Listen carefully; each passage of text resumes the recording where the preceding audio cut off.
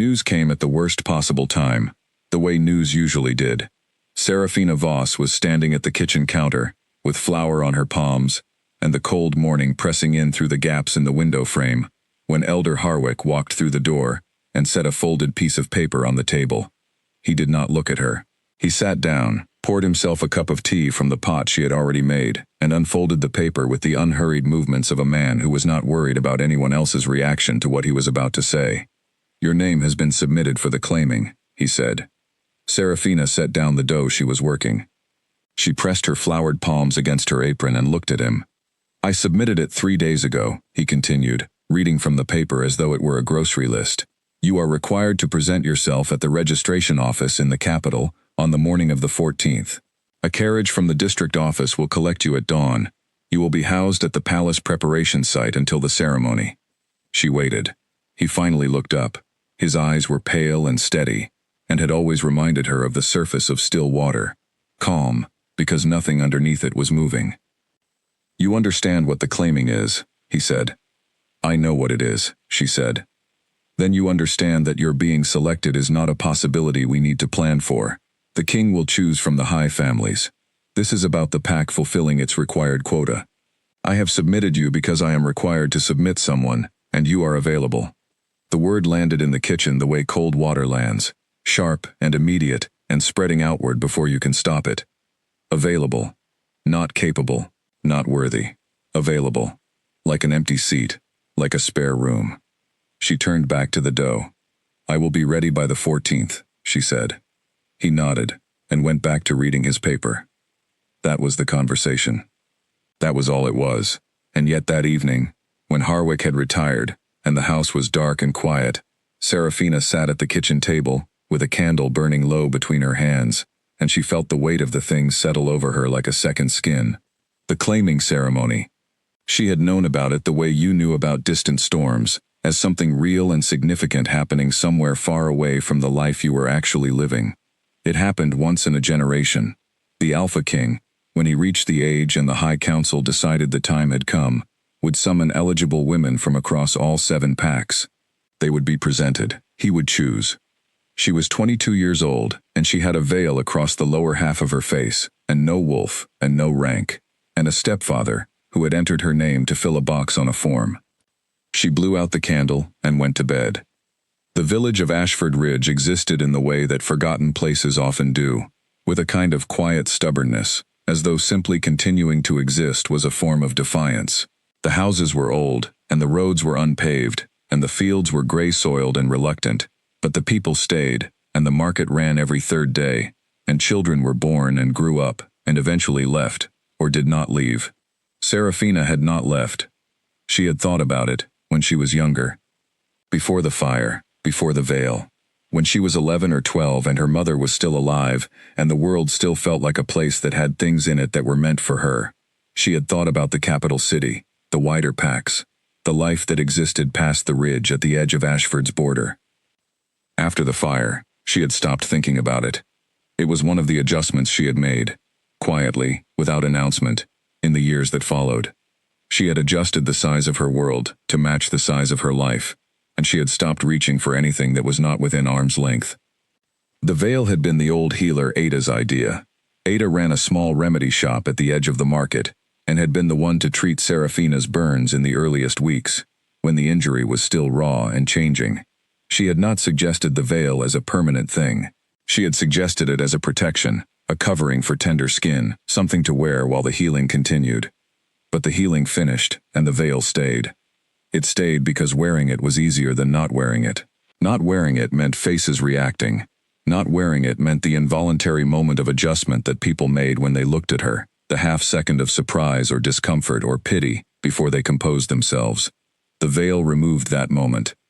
The veil made people see just a woman in a veil, which was less complicated than what they saw when they saw her face. She had worn it so long now that she sometimes forgot she was wearing it, the way you forget shoes when you have had them on for hours. The 3 days before the carriage came were ordinary in the way that days before large things often are. She did her work. She baked. She carried water from the well. She fed the 2 chickens that lived in the small pen behind the house. She helped Ada in the remedy shop on the 2nd day, sorting dried herbs into their correct containers, and Ada talked about simple things: the weather, a new family that had moved in near the south fence, the quality of this season's honey, and did not once mention the claiming or Harwick or the paper on the table. Serafina loved Ada for that. On the last evening, she packed her bag, 2 dresses, the veil, a small tin of salve the old healer had given her years ago, which kept the scar tissue from pulling too tight in cold weather, a small book with a worn cover. She did not pack more than she needed, because she was not staying long. She was going. She was standing in a line, and she was coming home. She sat by the window and watched the stars come through the gap in the cloud cover, and she thought about the Alpha King. She had heard about him the way everyone had, in pieces, through other people's mouths. His name was Kalen Drevos. He had become king at 23, which was almost impossibly young. He had ended the border war in the West within 6 months, not through diplomacy but through a display of authority so decisive that the opposing faction simply stopped. He was described in different ways by different people: fearless, cold, brilliant, unyielding. She had heard one woman in the market describe him as the kind of man who looked at you like he was calculating the distance between where you were and where you thought you were. She did not know exactly what that meant, but it had stayed with her. She closed her eyes. She breathed slowly. The wind moved through the trees, and the house settled around her, and eventually, somewhere past midnight, she slept. The carriage arrived at dawn, exactly when Harwick had said it would. A plain district vehicle, functional rather than fine, sent to collect the eligible women of the Ashford Ridge territory. There were 3 others: a girl of 19, named Petra, who held her bag against her chest, as though it might be taken from her; a composed older woman named Clara who sat straight and looked out the window from the first moment; and a young woman named Vera, who wore good clothes and the expression of someone who had already decided she was going to win something. Vera noticed the veil immediately. Her eyes moved to it, then moved away. She did not say anything. Harwick stood at the door of the house and watched the carriage depart. He did not wave. Serafina did not look back. The road from Ashford Ridge to the capital cut through 3 different territories, and the landscape changed noticeably as they traveled. The gray-soiled fields gave way to wider grasslands, and then to forest so thick it turned the light green inside the carriage for nearly an hour. Then the trees thinned, the roads widened and smoothed, and eventually there were other carriages on the road, similar ones, she realized, carrying women from other territories toward the same place. The capital was larger than she had imagined. She had read descriptions of it, but reading descriptions of large things was never sufficient preparation for large things. The buildings were built from pale stone that caught the afternoon light. The streets were organized and wide and busy, with people who moved with the particular energy of people accustomed to living in places where things happened. And rising above all of it, on the central hill, was the palace. She looked at it through the carriage window and said nothing. It was the kind of building that made language seem insufficient, not because of beauty exactly, though it was that, but because of weight. It had been there a very long time, and it knew it. The registration house was a large stone building at the base of the hill. When Serafina stepped out and walked inside, she was met with organized efficiency: registration officials, attendants, a long table with lists and cards. She gave her name. The official found her on his list and checked something off. Serafina Voss, he said. Ashford Ridge. No pack rank. Wolfless. Yes, she said. He handed her a card. Number 47. She was last on the list. She took the card and found her room in the corridor of identical doors. It was a plain room with a bed and a small window and a narrow desk. She set her bag down and sat. She looked at the card. Number 47, last. She breathed carefully, evenly, the way she had learned to breathe when something pressed too close to the protected center of her. Tomorrow was the ceremony. Tomorrow she would walk into a hall full of women who had been preparing for this all their lives, and the king would look down that long line and choose someone who was not her, and it would be over. That was the plan. She unfolded her veil and checked it for creases. She ate the small meal delivered to the room. She watched the last of the daylight leave the sky through the narrow window and listened to the sounds of other women moving through the corridor. Footsteps, quiet voices, doors opening and closing. Serafina lay down on the narrow bed and looked at the ceiling. She was not preparing for tomorrow. There was nothing to prepare for. She was going to stand quietly and be invisible and come home. She was very good at that. She had spent 10 years becoming very good at that. Outside the window, the capital settled into night. Somewhere above on the hill, the palace lights burned steadily. Somewhere in those lit rooms, the Alpha King was either sleeping or not sleeping, equally indifferent to the 47 women in the registration house below. Or so she thought. Kalen Drevos had not slept. That was not unusual for him. He had never been a man who slept easily, or long. Sleep, in his experience, required a kind of quiet in the body that he rarely achieved. His mind was constantly active, constantly turning things over, assessing and reassigning and filing. It was useful. It was also exhausting in a way he had long ago accepted as simply the cost of being who he was. He was standing at the window of his private study when his advisor Owen Varel came in at 6 in the morning. Owen was 43 years old and had served under Kalen's father before serving under Kalen. He was careful and loyal and had learned over 5 years of working with the king exactly how much to say and exactly when to say nothing at all. He came in, assessed the situation, king at the window, cup of tea cold on the desk, papers unread, and stood quietly near the door. After a moment, Kalen spoke without turning around. "How many are registered?" 47, Owen said. "Any last-minute additions from the council's list?" 2, both from the Fenwick territories. Kalen made a sound that was not quite a laugh. Fenwick is nothing, if not persistent. He has 2 daughters, Owen said. He considers it a reasonable investment. Kalen finally turned from the window. He was tall and built with the kind of physicality that came from years of serious training rather than inherited size. His hair was dark, and his eyes were gray, not warm gray, but cool gray, the color of stone after rain. He had a face that was good-looking, in a way that was easy to underestimate because it was so controlled. Whatever he felt, if he felt anything, did not show. "The council expects me to have chosen by midday," he said. "The council expects a great many things," Owen replied carefully. "They do." Kalen moved to the desk and sat. He picked up the cold tea, looked at it, and set it down again. "Walk me through the process again." Owen did not sigh. He had long practice at not sighing. "The women will be brought to the great hall at the 9th hour. They will be presented in order of registration number. Each one will walk to the presentation point, stand for a moment, and step back. You will indicate your selection when you have one, or at the end of the presentation, whichever comes first.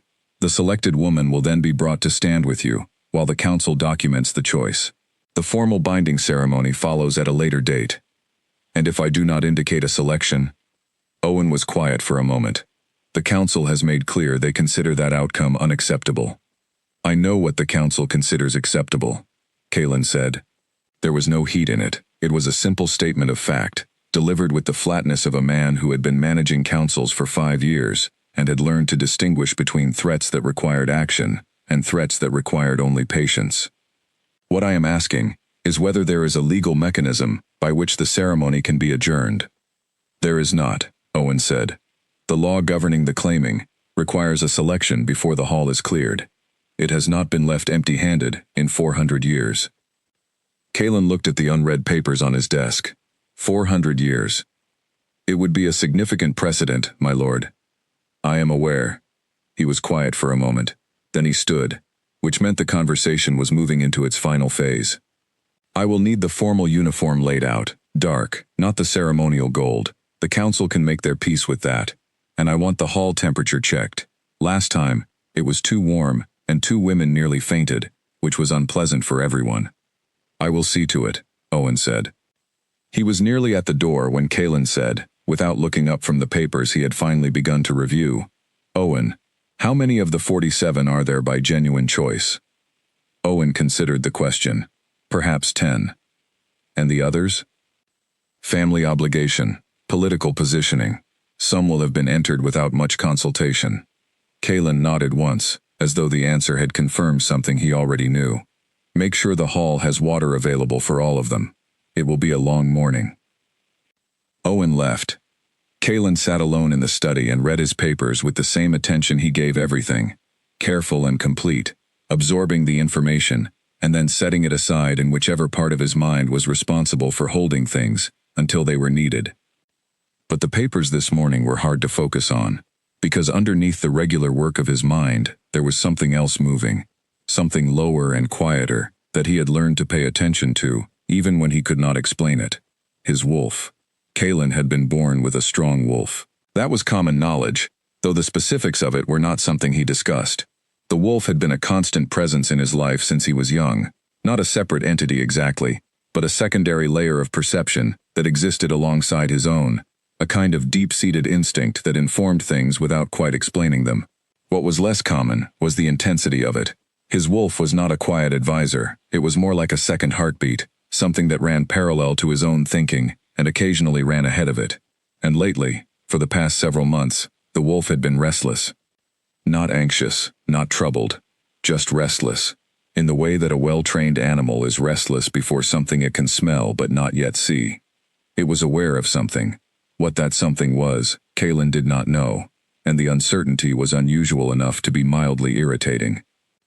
He set the papers aside and sat back in his chair and let himself acknowledge, briefly and privately, the thing he could not say to Owen, or the council, or anyone else. He did not want a queen, because the council required one. He understood the political necessity. He had spent 5 years making pragmatic decisions for the good of the Pax that had nothing to do with what he personally wanted, and he would spend many more years doing the same thing. But he wanted, when he allowed the wanting to exist in his mind, which was rare, something he did not have a clean word for, a connection that was not political, a person who was not a position. His wolf stirred in agreement, which was unusual. Usually when his thoughts moved in personal directions, the wolf was indifferent, but today the wolf was paying attention, which meant something. He dressed. He went through the morning's work. He met with Owen and 2 council members who arrived early to confirm the day's arrangements. He was efficient and focused and gave them nothing to worry about. At 8:45, he walked down from his private wing through the long inner corridors of the palace toward the Great Hall. The Great Hall was exactly that, great, in the old sense of the word. It had been built in the time of the first king, designed to hold large numbers of people for large occasions, and it held that original purpose in its bones. The ceiling was high. The walls were pale stone with carved panels. The light came in through high windows and was supplemented by hundreds of candles in iron holders, along the walls and above in the chandeliers. The floor was deep gray marble, smooth and cold. The chairs had been arranged for the council members along the side walls. At the far end was the dais, a raised platform with a single chair on it, simple and very old, which was not technically a throne but served as one. In front of the dais, the presentation floor stretched the length of the hall, marked with a subtle line in the marble, where the women were to stand when they were called. Kalen took his place on the dais. He sat in the old chair. He set his hands on the arms of it and looked down the length of the hall and waited. The council members filed in and took their seats. He recognized all of them. Lord Fenwick, broad and satisfied, already scanning the room. Lady Corinne's father, careful and watchful.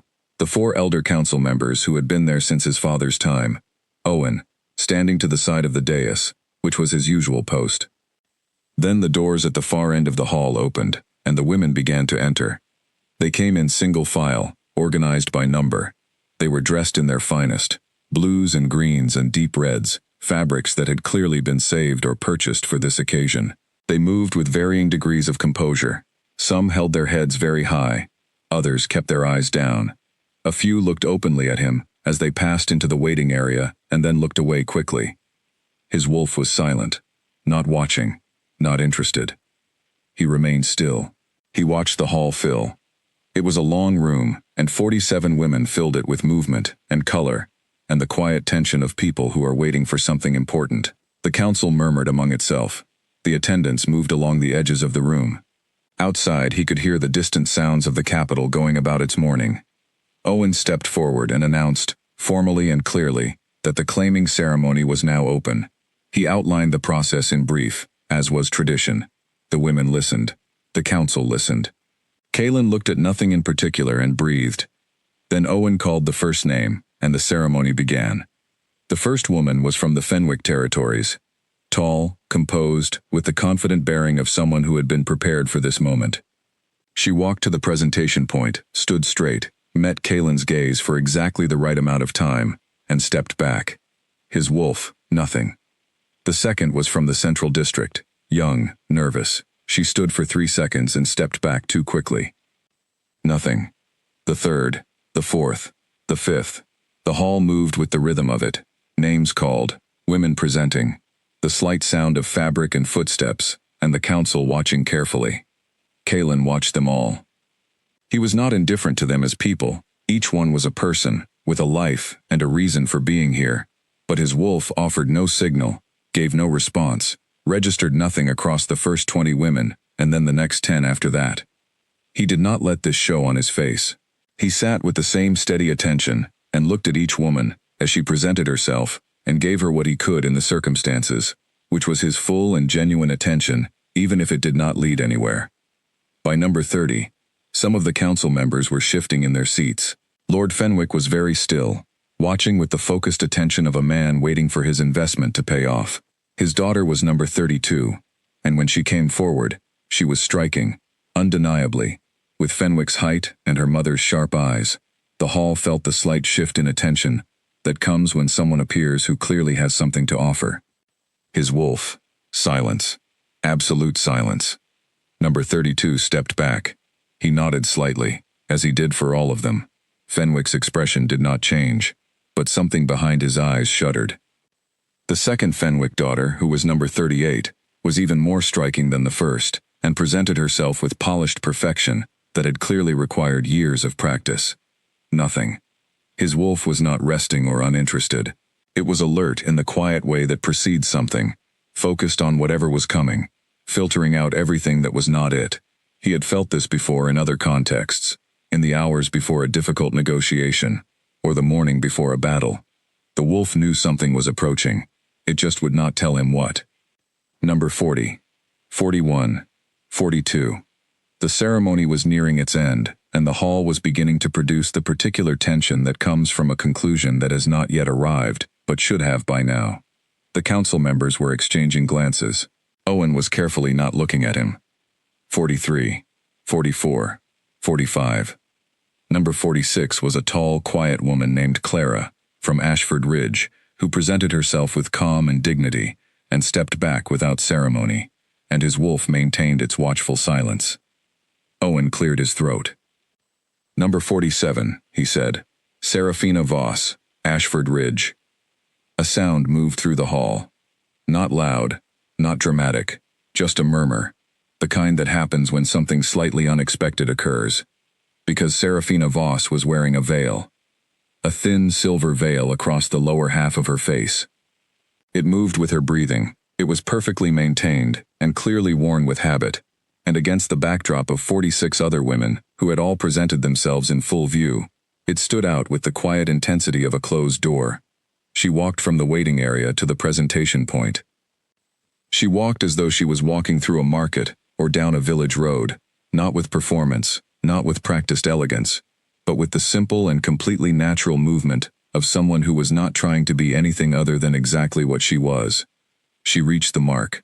She stood. And every single cell in Kalen's body came alive at once. His wolf did not stir. It roared. Not metaphorically, not gently. It erupted, like something that had been compressed under tremendous pressure for a very long time had suddenly been released. His entire body registered it. Warmth in his chest, clarity in his eyes, a kind of magnetic pull toward the woman standing 40 feet away, that was so immediate, and so absolute, that for one split second, he forgot where he was. He stood up. It happened before he had consciously decided to do it. He was sitting in the chair, and then he was standing, which was not something that had ever happened before, which was why the hall went absolutely silent. Every head turned, every breath paused. Owen's pen stopped moving on his paper. Lord Fenwick straightened. Kalen's eyes, which had been their usual controlled gray, began to change at the edges to amber. He stepped down from the dais. Serafina had counted the women in front of her. She had done it the way she did most things, quietly, without drawing attention to it. Standing in the waiting area, listening to names being called and footsteps crossing the marble floor, She had counted 46 women between her and the moment this would be over. She had calculated roughly 23 minutes. She could manage 23 minutes. What she had not prepared for was the silence. Not the natural silence between names being called, but the deeper silence that settled over the hall as each woman stepped forward, and the seconds stretched, and the enormous room held its breath. She could not see the king from where she stood. The waiting area was angled so that the dais was partially out of view, but she could feel the weight of his attention, as a kind of presence, the way you could feel a thunderstorm approaching before you could see it. She stood very straight. She kept her hands still. She breathed carefully. Vera had been number 12. She had gone forward with her shoulders back and her chin slightly lifted, and when she returned to the waiting area she had been very carefully neutral in her expression, which told Serafina that whatever had happened had not gone the way Vera had expected or hoped. Petra had been number 21. She had come back pale and trembling very slightly, not from anything bad, Serafina thought, but from the sheer intensity of standing under that kind of attention. Serafina caught her eye and offered the smallest nod. Petra straightened a little. Clara had been number 46. She had gone and returned with the same composed steadiness she had shown throughout, and she gave Serafina one brief look as she passed, a kind of acknowledgement that they were both still here, and that was its own kind of accomplishment. And then Owen Varel cleared his throat and said, "Number 47, Serafina Voss, Ashford Ridge." The sound that moved through the hall was brief and small, but Serafina heard it. The slight shift in the air that comes when a room reacts to something unexpected. She knew it was the veil. She had always known the veil would be noticed. She had made her peace with being noticed, years ago. She did not allow herself to care. She stepped out from the waiting area and walked to the presentation mark. The hall opened up in front of her as she walked.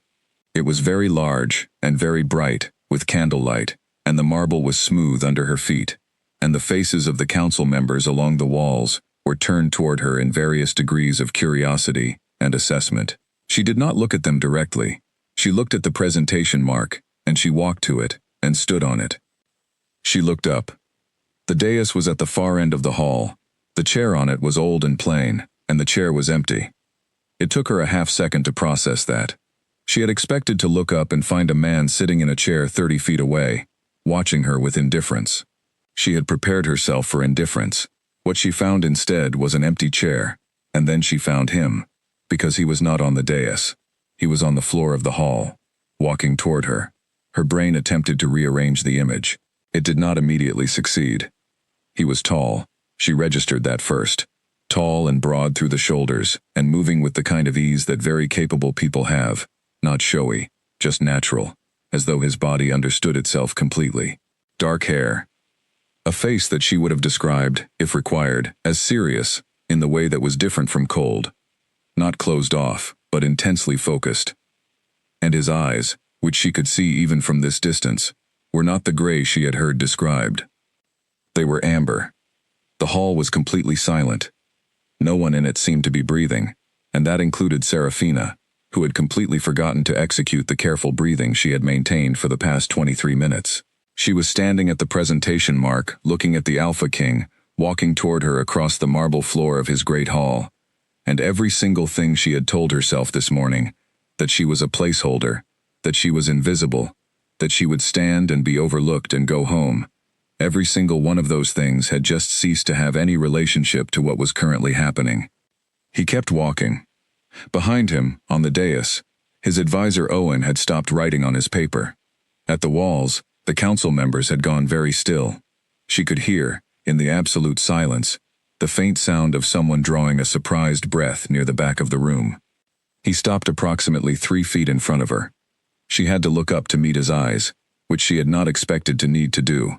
The amber in his irises was deep and warm, and the intensity of it was significant, not threatening, but absolute. The way a flame is intense, just burning, just being what it was without asking permission. She became aware that her heart had changed its rhythm. It was not racing exactly. It was more that it had become very loud, as though someone had increased the volume on something she had always been hearing without noticing. She breathed. He looked at her the way very few people ever looked at her, which was as though he was seeing a full person and attempting to understand what he was seeing, rather than simply recording the most obvious surface of it. She did the only thing she could think of, which was to remain exactly as she was, still, upright, present. And then he spoke. "You are number 47, he said. It was not a question. It was simply a statement, said in a voice that was lower than she had imagined, and quieter. "Yes," she said. "Last on the list." "Yes." "From Ashford Ridge." "Yes." He was quiet for a moment, still looking at her. The amber in his eyes had not faded. "Are you afraid?" he asked. It was an unexpected question. She thought about it honestly. "No," she said, and then, because honesty required precision, "I was not expecting this." The corner of his mouth moved, not quite a smile, but something adjacent to one, something that happened, and was controlled almost immediately. "Neither was I," he said. She heard the murmur then, the hall releasing a fraction of its held tension, in the form of whispered exchange among the council members. Lord Fenwick said something to the man beside him in a low voice. Seraphina heard all of it and did not move. Kaelin also did not move. The amber had not left his eyes, and his wolf. She could not see it. She had no wolf of her own, but something in the air between them carried a weight she could feel without understanding. His wolf was not calm. She could feel it the way you could feel the pressure change before a storm. Something enormous and alive in the space between them, pressing against the air. He raised one hand. She did not flinch. She did not step back. She held very still and watched his hand rise, slow and deliberate, toward the edge of her veil. Behind him, she heard Owen Varel make the smallest possible sound, not quite a word, not quite a protest, just the sound of a man who was trying very hard not to interfere with something he did not understand. No one else made any sound at all. His fingers reached the edge of the veil. They were careful, she registered that. Not tentative, but careful. The way you handle something you recognize as significant, without having been told it is significant. He paused, his fingers at the edge of the fabric. The pause itself was the question. The pause was him waiting to see if she would step back, if she would stop him, if she would give him a reason to wait. She did not step back. She held his gaze, which was amber and steady, and full of something she did not have a name for, and she stood on the presentation mark in the great hall of the palace, with 46 other women watching, and the entire High Council watching, and her stepfather's voice in her memory, saying she would not be selected, and she breathed. And the veil lifted. The veil came away from her face with a sound so small it might have been nothing at all, just the soft whisper of fabric and the sudden chill of open air against skin that had been covered for so long it startled her even now. Seraphina did not close her eyes. She held them open, and she held them on his face, and she waited for what came next, because she had done this before, had her face uncovered in front of someone who had not expected it, and she knew the sequence of what happened. The look, the adjustment, the careful composition of features that were not quite fast enough to hide the first reaction. She was waiting for that sequence. She did not get it. What she got instead was this. Kaelin Drevo stood with the veil in his fingers and looked at her face, the scars along her jaw, the silver-pink texture of them, the way they caught the candlelight, and his jaw tightened. Not with disgust, not with discomfort, with something that looked, unmistakably, like anger. Not at her, she understood that immediately, the way you understand tone before you understand words. Not at her. The anger was pointed elsewhere, outward and backward, as though he had looked at what had been done to her and registered it as something that should not have been done, and was furious at whoever had done it. She had not been prepared for that either. The hall was silent in the deepest way, not the silence of people being quiet, but the silence of a room full of people who have stopped breathing, because what they are witnessing is not something that happens. The Alpha King did not leave his dais during the claiming. He did not cross the floor. He did not remove a woman's veil personally. None of this had precedent that anyone in this room could name. And yet here it was. His hand lowered slowly, the veil still in his fingers. He looked at her face for 3 full seconds with that controlled fury in his jaw, and that amber burning in his eyes, and then he looked at her eyes, which had not left his. He said it clearly, not loudly, not with performance, not for the council or the gallery or the assembled women. He said it the way a man says something he already knows to be true and is simply giving it words. "This one," he said. 2 words. 2 words. And the great hall detonated. Not in sound at first. In silence that was so sudden and so complete that it had its own quality, like a held note on an instrument. Then the sound came in waves, the sharp intake of breath from the women in the waiting area, the explosive murmuring of the council members, the distinct and separate voice of Lord Fenwick saying something with force and urgency to the man beside him. Owen's pen moved rapidly on his paper. An attendant dropped something near the back wall, and the clatter was enormous in the charged air. From the gallery, a long balcony along the upper wall, where family members of the presented women had been permitted to observe, a voice rang out above the general noise. "This is irregular," the voice said. Serafina looked up toward the gallery. She found Harwick without effort, because she knew how he stood and where he liked to place himself in rooms. He was at the gallery rail, pale in a way she had never seen him look before. Beside him, Roland, his closest associate, was speaking rapidly into his ear. Harwick did not look at her with satisfaction now. He looked at her the way someone looks at a plan that has just fallen apart in a way they did not anticipate. She felt something move through her at the sight of it. Not satisfaction. She had outgrown satisfaction at his discomfort. Something quieter than that. Something that felt like the first small exhale after holding breath for a very long time. Kaelin had not looked at the gallery. He was looking at her. She looked back at him. "You chose me," she said. It was not a question. It was not quite a statement. It was the sound of someone processing information that was too large to process all at once. "Yes," he said. "You do not know me," she said. "No," he said. "Then why?" she asked. She meant it genuinely, without accusation, without flattery. A clear and practical question that she actually needed the answer to. He looked at her for a moment. Something passed through his expression. Not evasion, but something like recognition, as though her directness had landed somewhere and registered. "Because my wolf has been waiting since before I came into this hall," he said, "and you are the reason." She absorbed that. It was, in its way, the most surprising thing that had happened in a morning full of surprising things. It was also the most honest thing she had heard from anyone in a very long time. Around them, the hall had moved into loud and active disorder. The council members were speaking over each other. Owen was doing his best to maintain the formal structure of the event, which was not going well. The presented women had broken from their organized positions and were talking to each other with varying degrees of shock and agitation. Lord Fenwick had descended from the gallery faster than a man of his size should have been able to move. He appeared at the edge of the main floor, and his face was red, and his voice was very controlled, in the way that indicated the control was covering something that was not controlled at all. "My lord," Fenwick said, addressing Kaelin across the distance of the hall. "With respect, the selection has not been formally announced through the appropriate protocol. If I could request a moment of consultation with the council before the record is made." "The record will be made," Owen said, before Kaelin needed to respond, in a voice that was perfectly pleasant and carried absolutely no room for argument. "The Alpha King has indicated his selection. The ceremony protocol requires that the indication be documented immediately." Fenwick's jaw tightened. "The woman has no wolf. She has no rank. She is not eligible under the standards that have governed this ceremony for 400 years. Kaelin turned his head slowly toward Fenwick. It was a minimal movement. It did not need to be large. Fenwick stopped talking.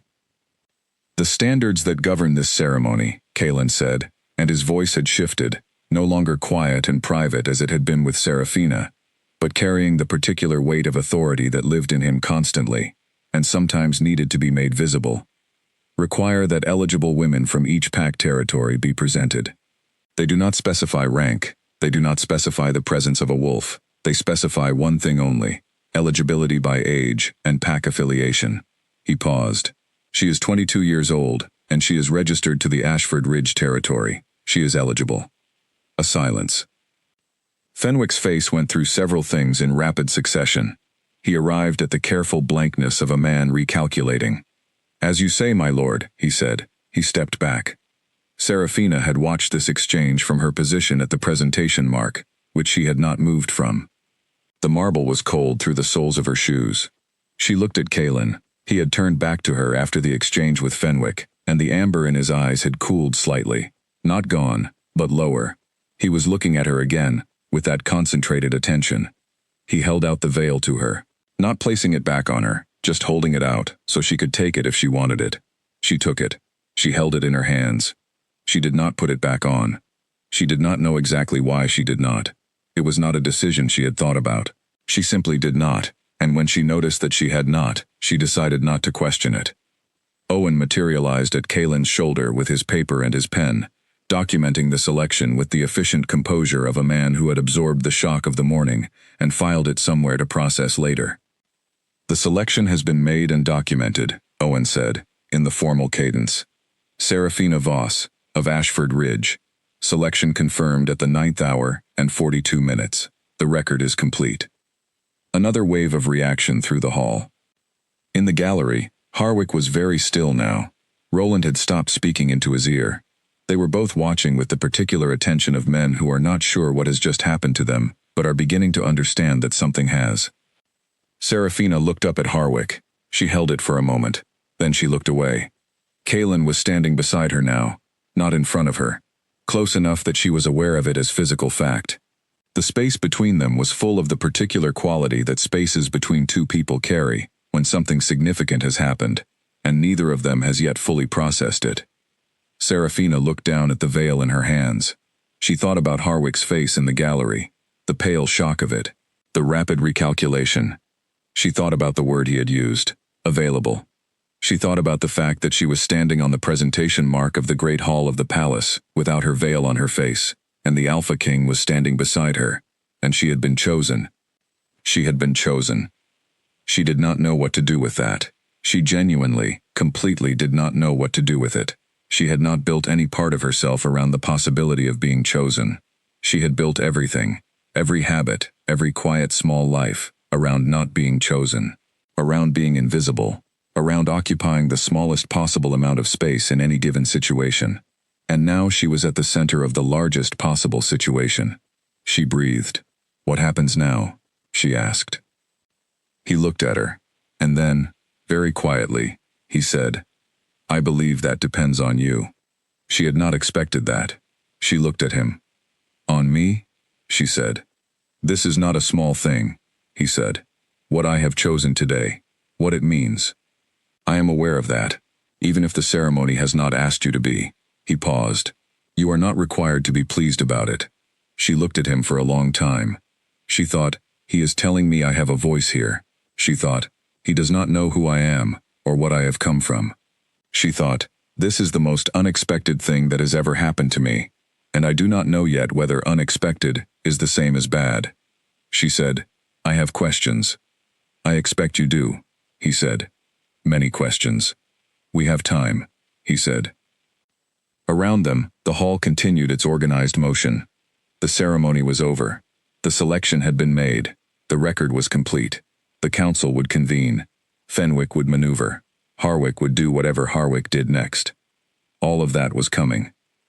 But in this moment, on the cold gray marble, Serafina Voss stood with the veil in her hands and her face uncovered in the candlelight, and she was still here, and she was not invisible, and the distance between where she had been this morning and where she was now was so vast that she could not see across it.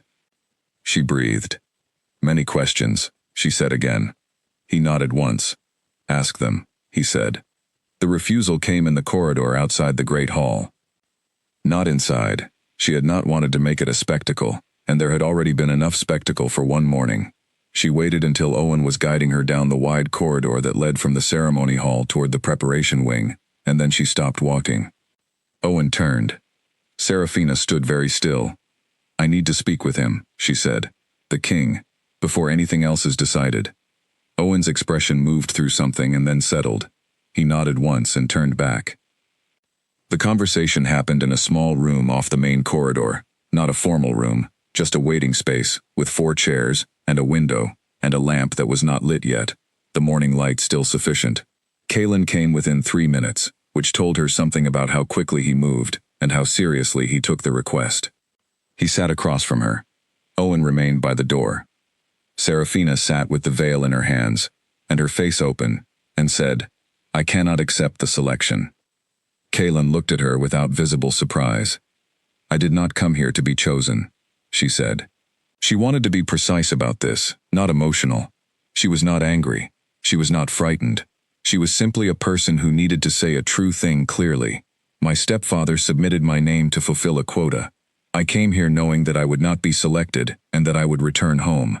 I have not prepared for this. I have not wanted this, and I do not think that a selection made without any knowledge of me, by someone who has known of my existence for approximately 12 minutes, is a good basis for the kind of bond the ceremony establishes. She stopped. She breathed. He was very quiet. He was looking at her with that same concentrated attention.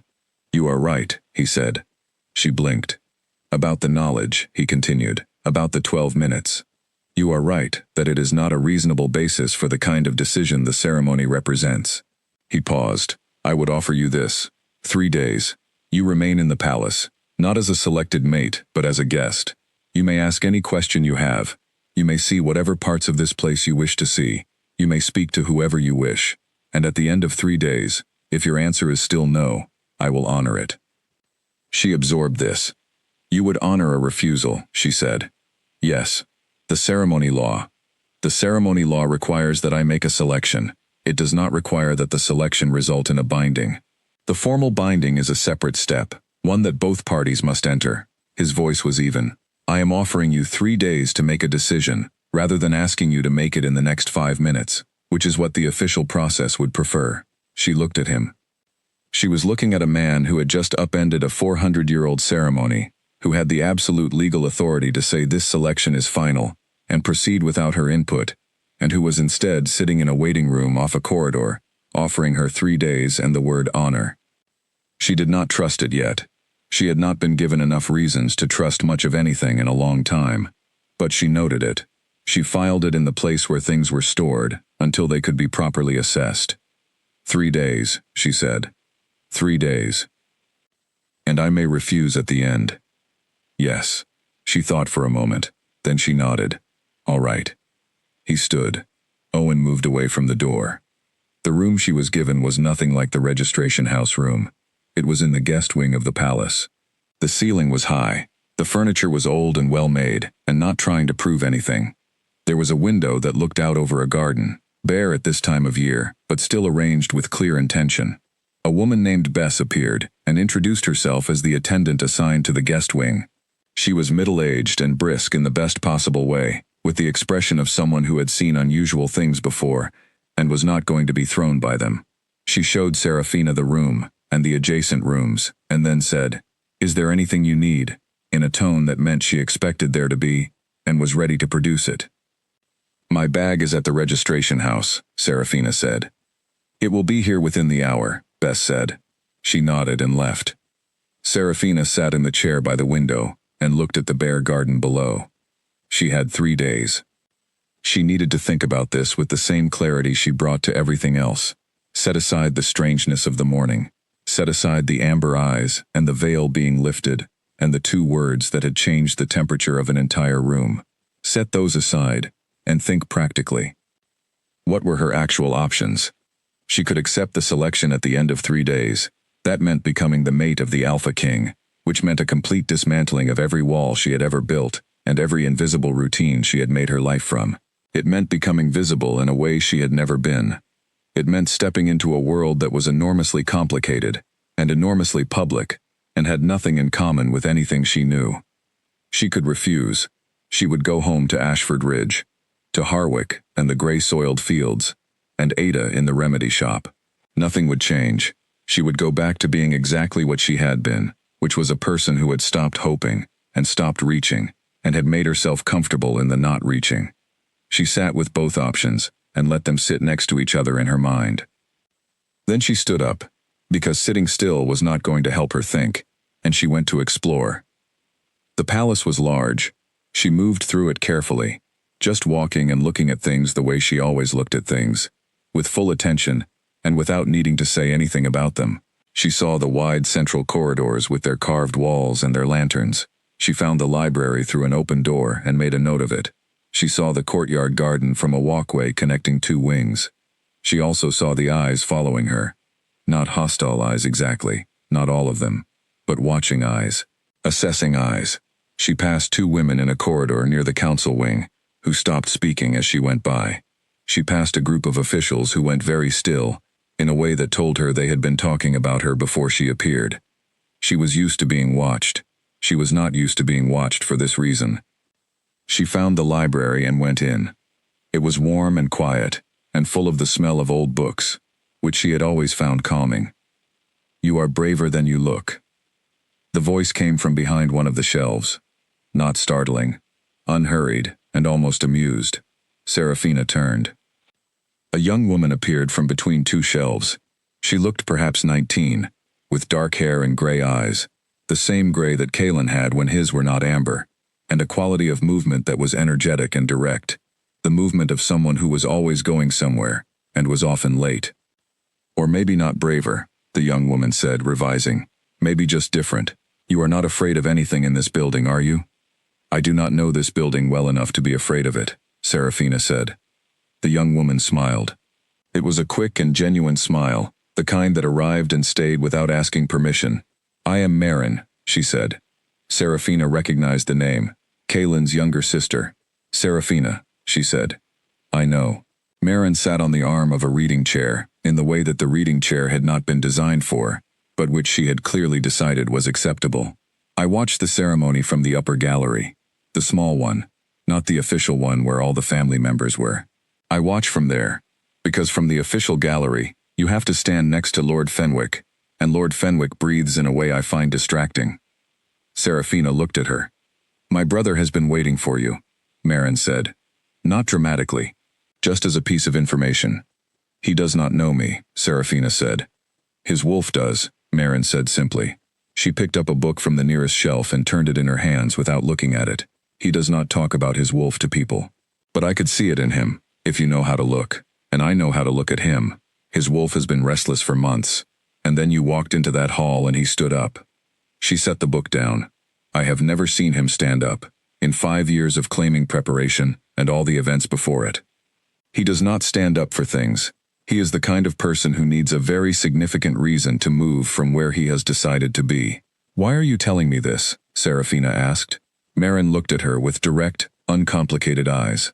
"Because I think you are going to decide whether to stay or go in the next 3 days, and I think you are going to decide it the way you decide everything, which is by examining it carefully and ignoring anything that feels like performance." She paused. "I am not performing.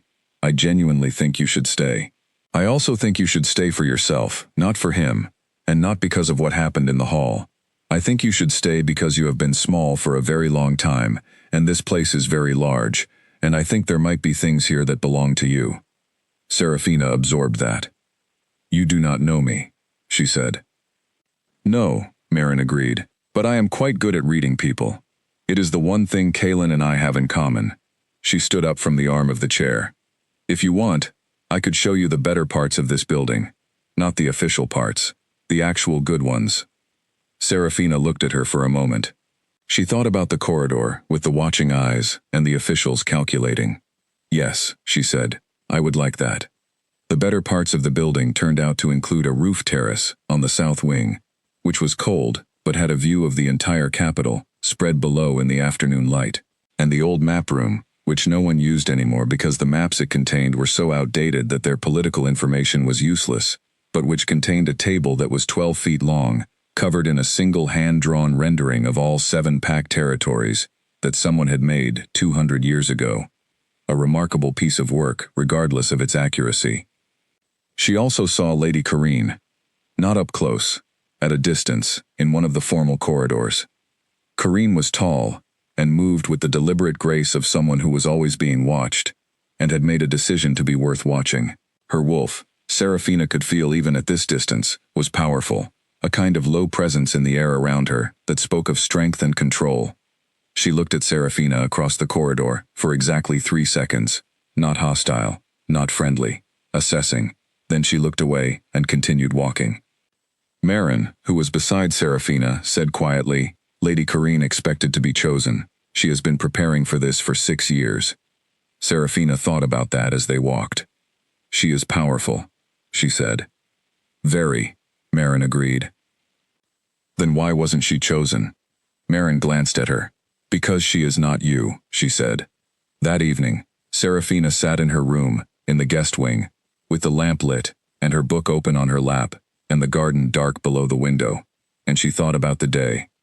She had come here to be invisible. She was, comprehensively, not invisible.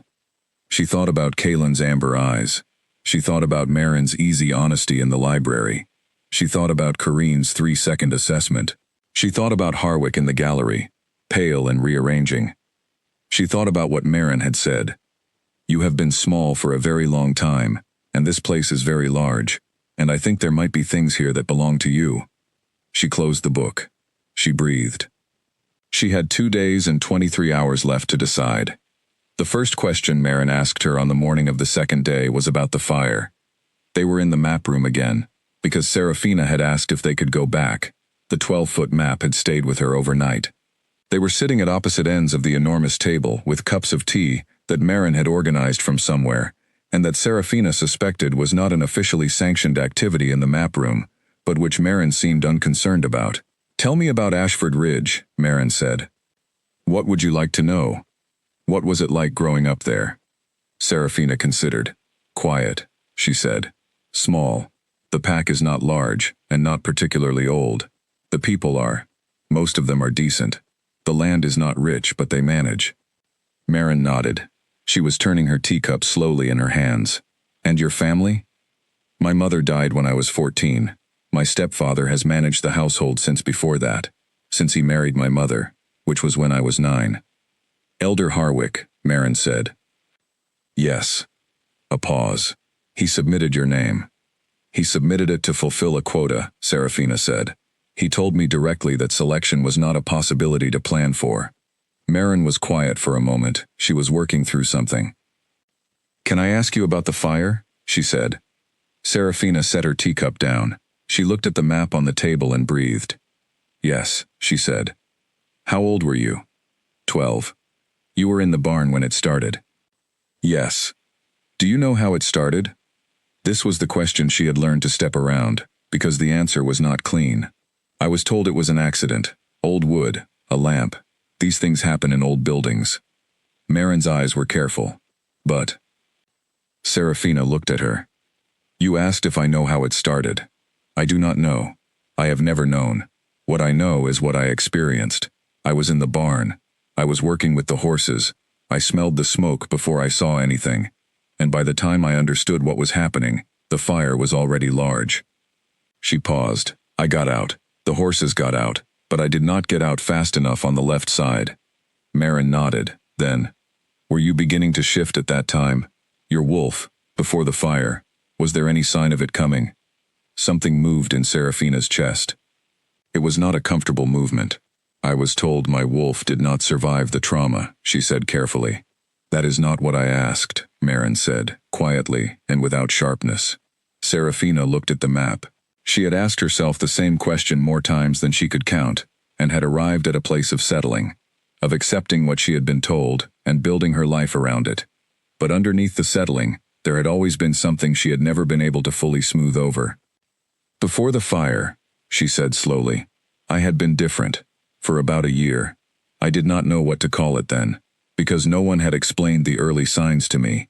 But I was stronger than I had been. My senses were sharper. I could hear things from further away. I ran faster, without trying to. She paused. About 6 weeks before the fire, I had my first episode of heat, in my hands and spine, the kind they describe in the books as the beginning sign of a wolf, trying to come through for the first time. I told my mother. She said she would speak to Harwick about finding a guide for me. Silence. And then, Marin said. And then my mother became ill, Serafina said. She was ill from the late winter through the spring, and she was very weak by the time summer came. I did not press the question of the wolf because she was sick, and there was too much else. And then in the summer was the fire, she breathed. After the fire, the healer said the trauma had destroyed the connection, that it happened sometimes, when the wolf was very young and the body experienced a severe shock, that it was lost. And you believe that, Marin said. I had no reason not to, Serafina said. I was 12. I was injured. My mother was dying. I had no guide. No one to tell me what the process was supposed to feel like. No way to know if what the healer described was accurate. Marin was very still now. She had both hands flat on the table, and her gray eyes were focused and serious, in a way that her usual energy made easy to miss. "Serafina," she said, "I want to tell you something, and I want you to hear it before you respond. Will you do that?" "Yes." "Pack magic is a complicated thing," Marin said, "and one of its oldest and most closely regulated uses is the management of wolves in the community. When a young wolf is dangerous, or when someone decides a young wolf is dangerous, there are methods that have existed since the first packs were formed for quieting it. Not killing it, not destroying the bond, simply suppressing it, keeping it dormant, quiet, unreachable, in a way that the person it belongs to cannot feel or access." Serafina said nothing. "It requires a pack elder with a reasonable level of skill," Marin continued. "And it requires a trigger, something physical, often something traumatic, that can be used as the moment of application, the moment when the suppression is placed while the person is disoriented and unable to resist. And once it is in place, it is self-sustaining. It does not need to be reapplied. The person simply grows up believing that they have no wolf, because they cannot feel the wolf, and the wolf cannot reach them." She paused. "And the sign that it is a suppression rather than a true loss is this. The person still has the physical strengths that the emerging wolf gave them. Slightly sharper senses. Slightly faster healing. Things that should not be there if the wolf was truly gone." She stopped. The map room was very quiet. Serafina sat at the far end of the enormous table and felt the floor shift under her in a way that had nothing to do with the floor. She thought about the things she had noticed over the years. The way she always healed faster than she should. The fact that her senses were, quietly, better than average. She heard things before other people in the room heard them, smelled things earlier. She had always attributed these to simple individual variation. She had never thought to question them because they were just part of her. "You are saying," she said, and her voice was very level and very careful, "that my wolf was suppressed, not lost, not destroyed, suppressed." "I am saying it is possible," Marin said. "I am not a healer, and I am not making a diagnosis. What I am saying is that what you have described, the signs before the fire as the trigger, the healer's immediate determination that the wolf was gone, and the continued presence of wolf-adjacent physical traits that should not exist in someone who has no wolf, fits a pattern that I have read about." Serafina breathed. "Why?" she asked. A genuine question, with genuine precision. Why would Harwick suppress her wolf? Marin's expression answered it before she spoke. "Because if your wolf was coming through strong at 12, and everything you have described suggests it was, then it was going to be significant. And a significant wolf in a young girl that Harwick had legal control over, a girl with no father, and a mother who was ill, was something he would want to contain. Because a strong wolf is power," Serafina said.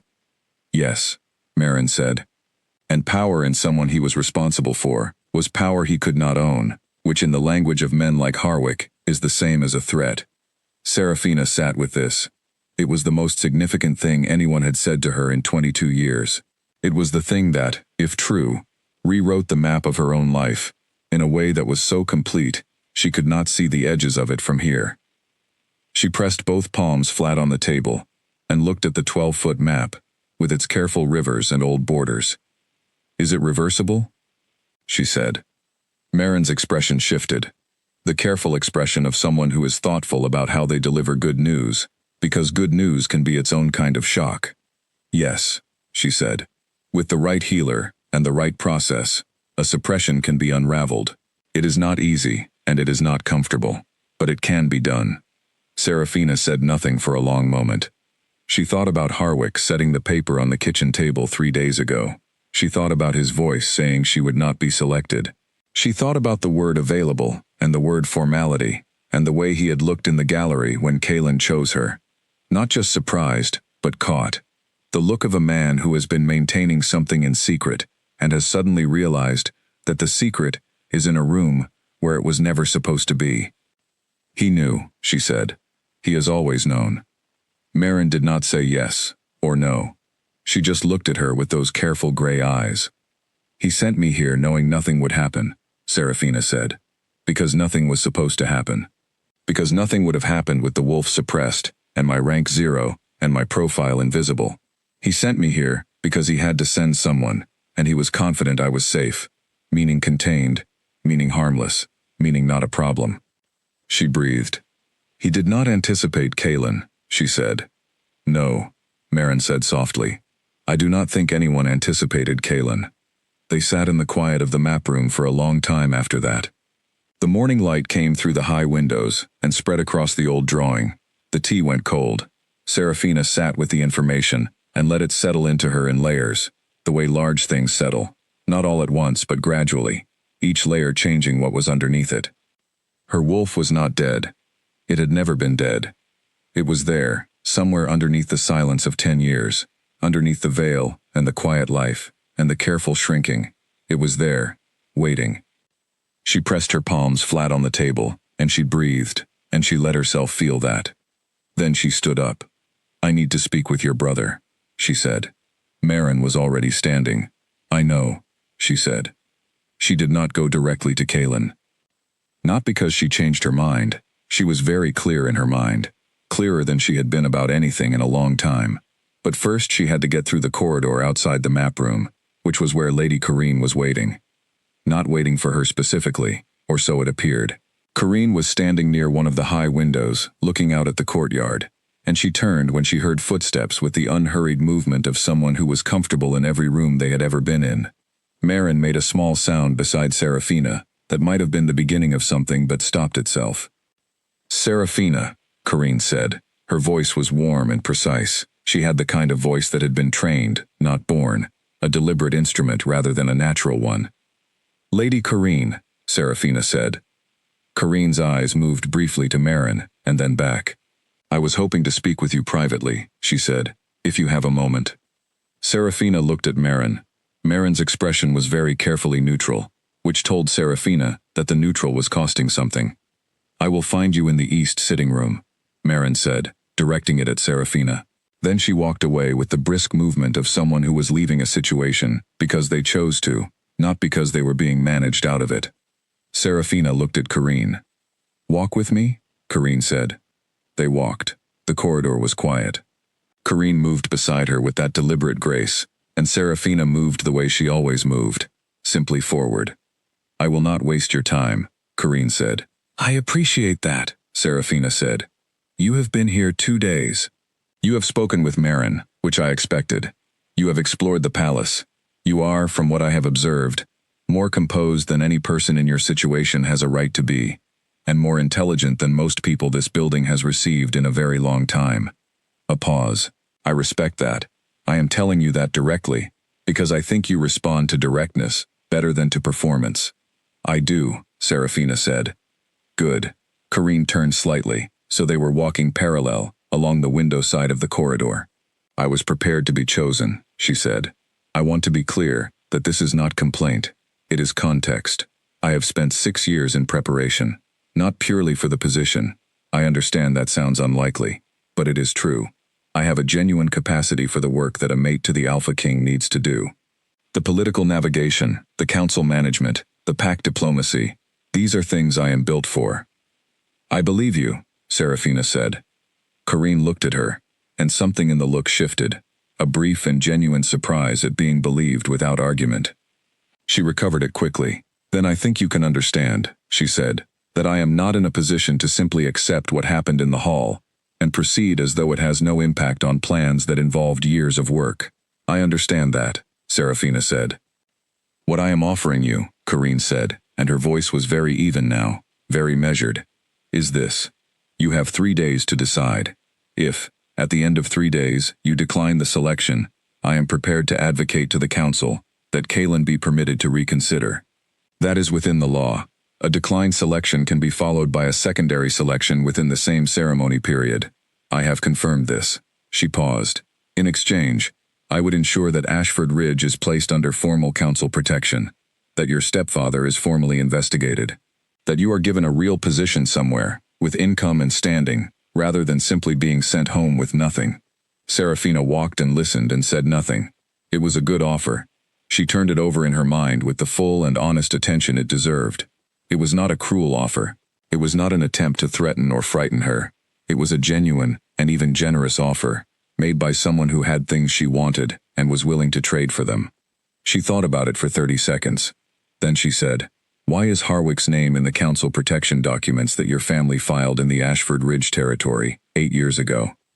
Corrine stopped walking. It was a small pause, a half second, perhaps less, but it was there. Serafina had noticed it. She turned her head slightly to look at Corrine, who had composed herself again with impressive speed. "I do not know what you are referring to," Corrine said. "The territory protection records," Serafina said. "I found them this morning in the document archive off the library. They are in the open collection, available to anyone with reading access, which I was given when I arrived. Your family's political faction filed a protection declaration over the Ashford Ridge territory 8 years ago. Harwick's name is listed as the internal contact, the person within the territory who agreed to and facilitates the protection arrangement." Corrine was very still. "That arrangement," Serafina continued, her voice staying even, "was filed in the same year that the pack elder who was practicing in Ashford Ridge, the one who treated me after the fire, was formally licensed by your family's council faction. 1 year after the fire, which was the year after he told me my wolf was gone." A silence. Corrine looked at her. The warmth and precision in her voice had not disappeared, but something behind it had changed.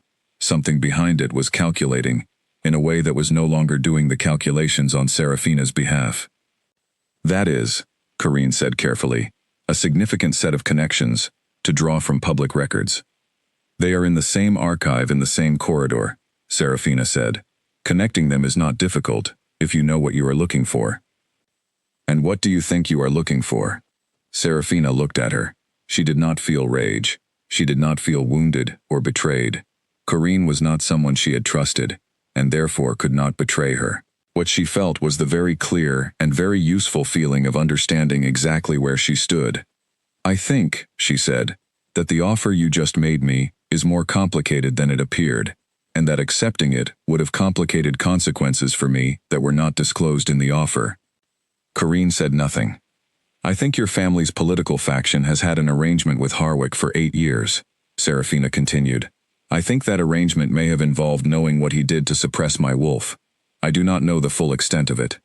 I do not have all the information yet, but I have enough to know that the offer you made me just now came from the same direction as the thing that was done to me when I was 12 years old." She paused. "And I think I will decline it." Another silence. Corrine breathed. And then, very quietly, she said something Serafina had not expected. "Be careful," she said. "Not a threat, a warning. The people in this arrangement are powerful, and they have been in their positions for a long time. What you are walking toward is not something you want to walk toward alone." She looked at Serafina for a moment. Something moved in her expression. Not guilt exactly, and not pity, but something in between. Something that acknowledged, briefly and honestly, that the situation was not the one she had designed. Then she walked away. Serafina stood in the corridor and breathed. She let the conversation settle. She organized what she now knew. Then she went to find Kaylin. Owen met her at the door to the private study and looked at her face, which she kept still, and said, "One moment," and went inside. 40 seconds later he came back and opened the door. Kaylin was at his desk. He looked up when she came in, and something in his expression, that contained, controlled face, shifted at what he saw.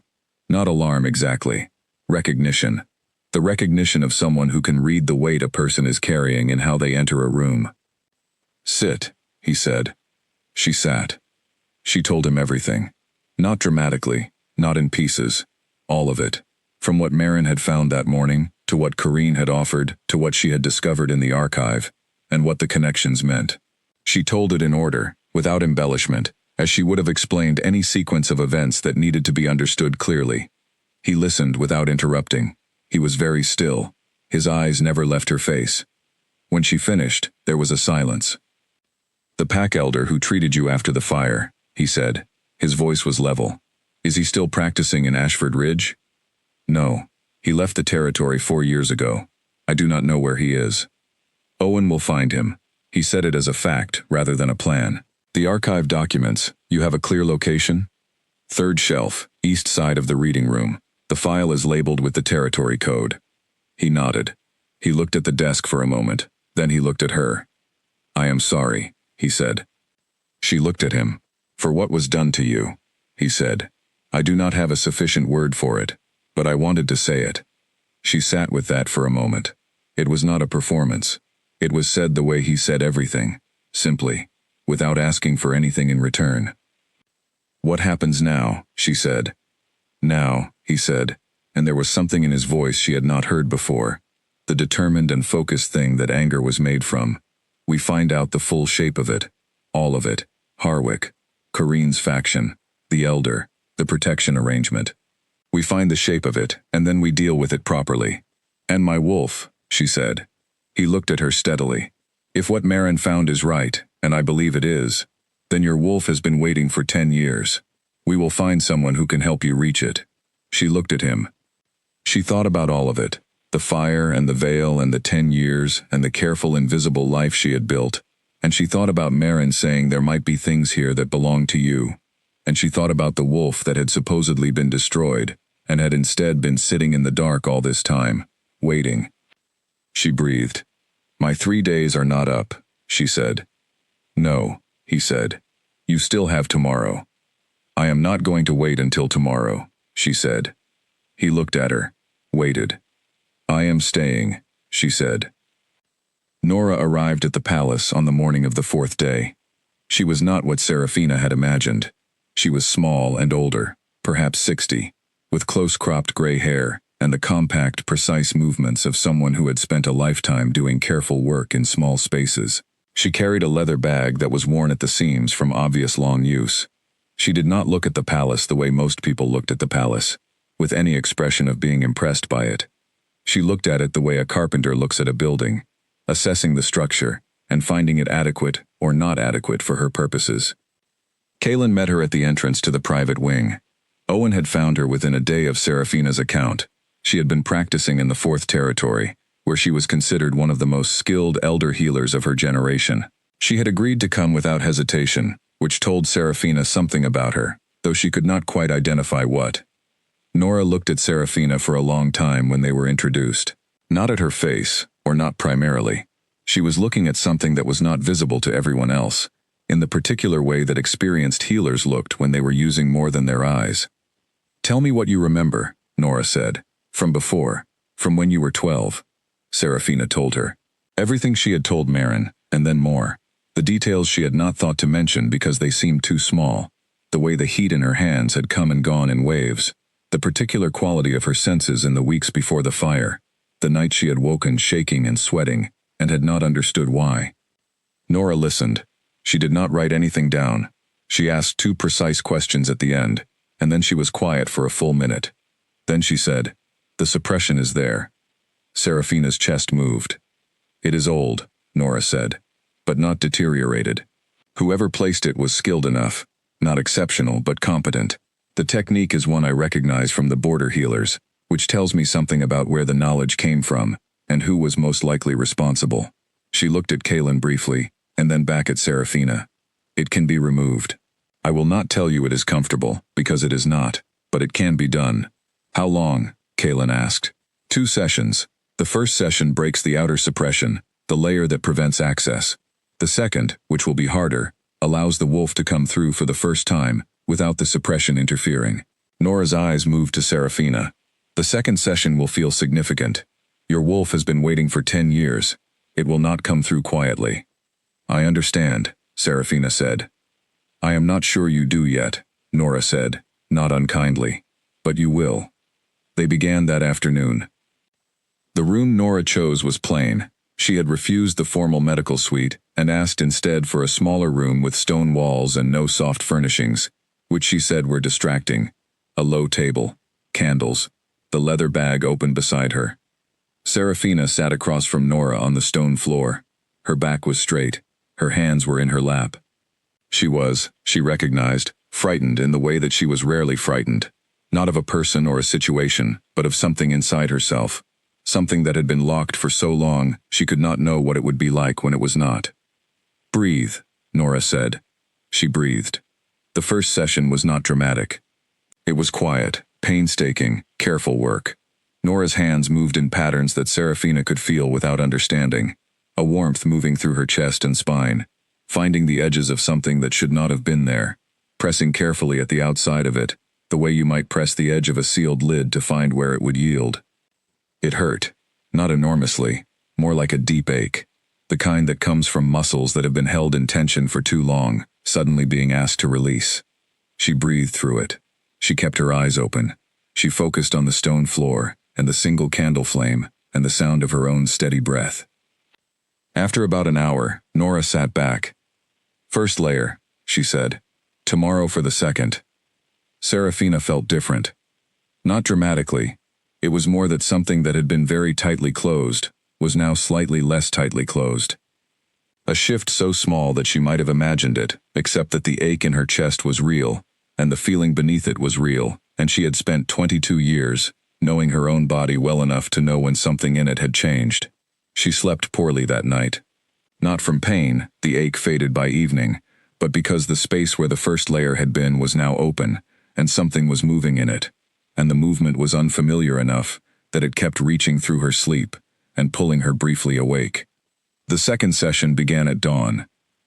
Nora had asked Kalen to be present for the second session, which surprised Serafina when she was told. When Nora and Kalen arrived together in the room, she waited.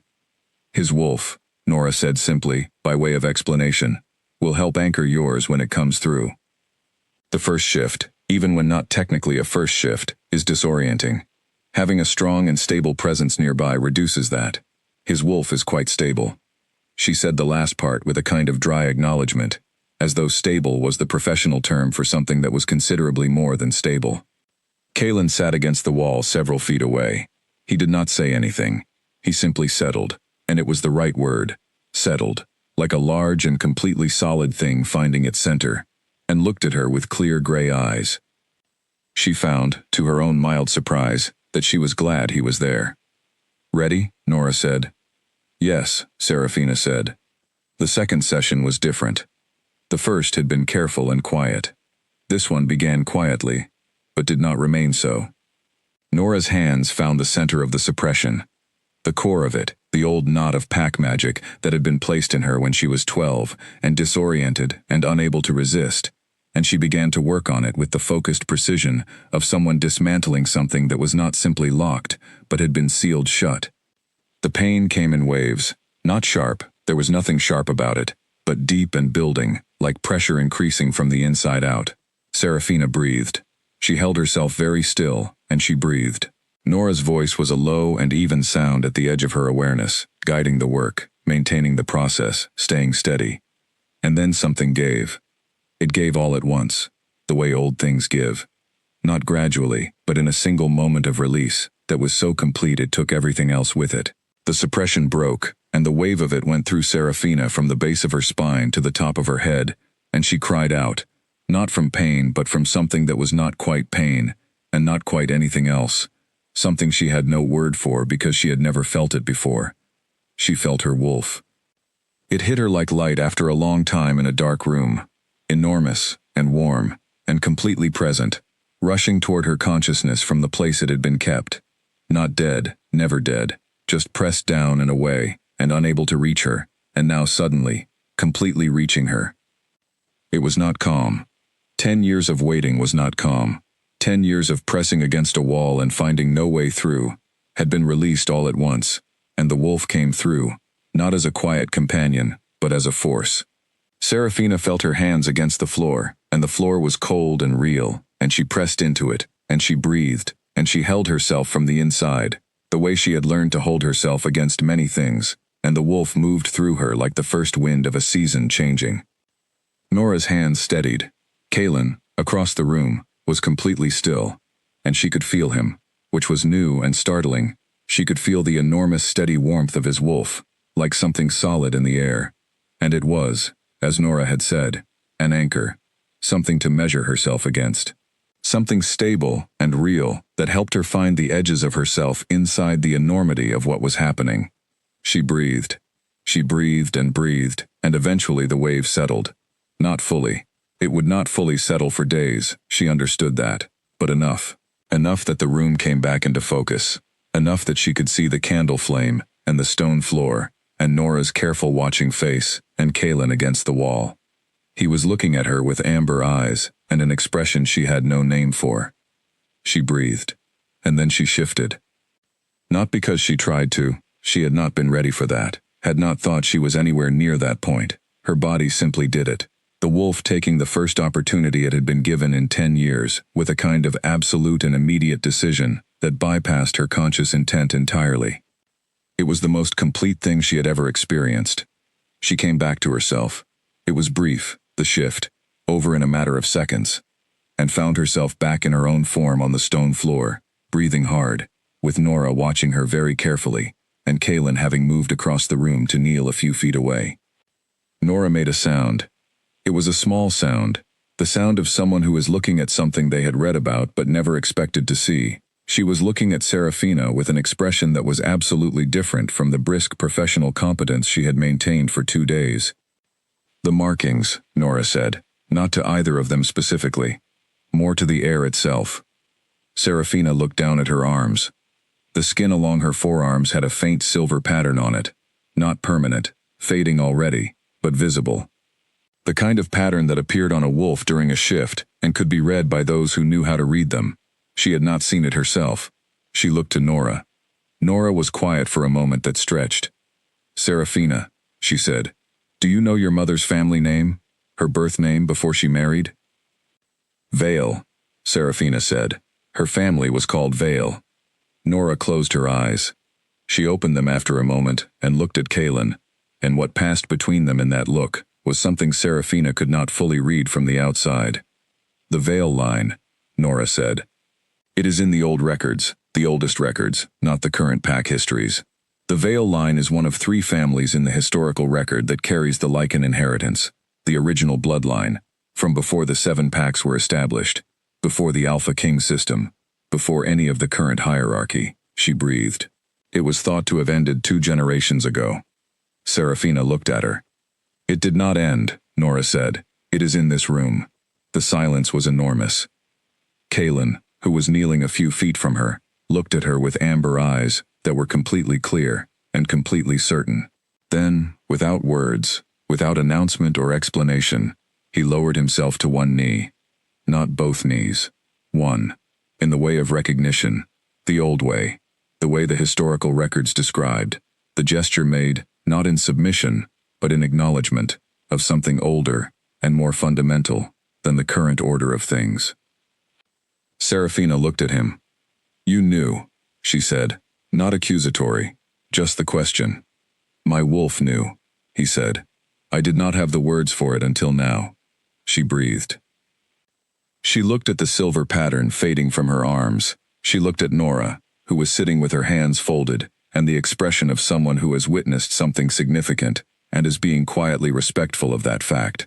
She thought about her mother's family name, Vale. A name her mother had spoken simply and without ceremony, the name of a family from the West Province, nothing remarkable about it in the telling. Nothing remarkable in the telling. She breathed. She was still sitting on the cold stone floor of a plain room in the palace of the Alpha King, and her wolf was alive and present and warm inside her for the first time in her memory, and the world was a different size than it had been that morning. "We need to talk," she said to Kaelin. He looked at her. "We do," he agreed. "About all of it," she said. "About what this means. About what comes next." "Yes," he said. She breathed, and then, very carefully, she stood up. The summons to Elder Harwick was sent on the morning of the 5th day. Kaelin signed it personally, which was not the usual way of such things. Ordinarily, a summons from the palace came through the council office, with the official seal and the formal language of bureaucratic necessity. This one came with the royal mark, which meant it was not a request and did not pretend to be. It arrived at Ashford Ridge by royal courier before noon and was placed in Harwick's hands before 2 in the afternoon. He arrived at the palace the following morning. Owen told Serafina that he had arrived and asked her, quietly and carefully, whether she wished to be present for the initial council interview. She thought about it for less than a minute. "Yes," she said. The council chamber was a room she had not been in before. It was functional and formal. A long table, chairs on both sides, the seals of the 7 packs on the wall, windows that looked out toward the northern city district. The council members were arranged on one side. Owen stood near Kaylin, who was at the head of the table. Serafina was not at the table. She was standing against the wall, off to the side, which was exactly where she had asked to be. She was not here to perform anything. She was here to see it. Harwick was brought in. He looked wrong in this room, in the way that people look wrong when they are removed from the context in which their authority functions. In Ashford Ridge, he had the weight of familiarity, the weight of someone who had occupied a space for so long that the space seemed to have been built for them. Here, in this formal room with the seals on the wall and the 5 council members and the Alpha King at the head of the table, he looked like what he was, a mid-level pack elder from a small and unremarkable village, standing in a room that was not built for people like him and was making no effort to pretend otherwise. He did not see Serafina at first. He was looking at the table, at Kaylin, at the council members, making his rapid assessments the way he always made rapid assessments. She watched him do it. She knew this motion of his, the quick inventory of a room, the identification of power and weakness, the decision about who to address and how. Then he saw her. His assessment paused. Something moved through his face. Not fear exactly, but the near relative of it. The thing that happens when a person who has always maintained control of something sees that something in a place where they have no control over it at all. She looked at him. She did not step forward. She did not speak. She simply looked at him from across the room, the way she would look at anything she needed to see clearly. Owen began. He laid out the evidence with the methodical precision of a man who was very good at his work.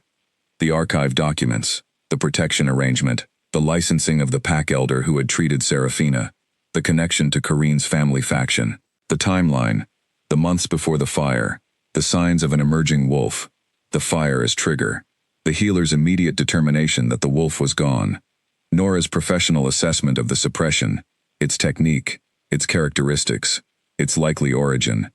He also included the fire itself. The origin investigation that Owen had run over the past 2 days, drawing on the old district records and the report filed by the Ashford Ridge Fire Response, and 2 interviews with elderly residents who had been present, and had, at the time, thought something seemed wrong, but had not had enough standing or reason to say so. The determination of the origin point, the pattern of the burn that did not match an accidental lamp. The fire had been set.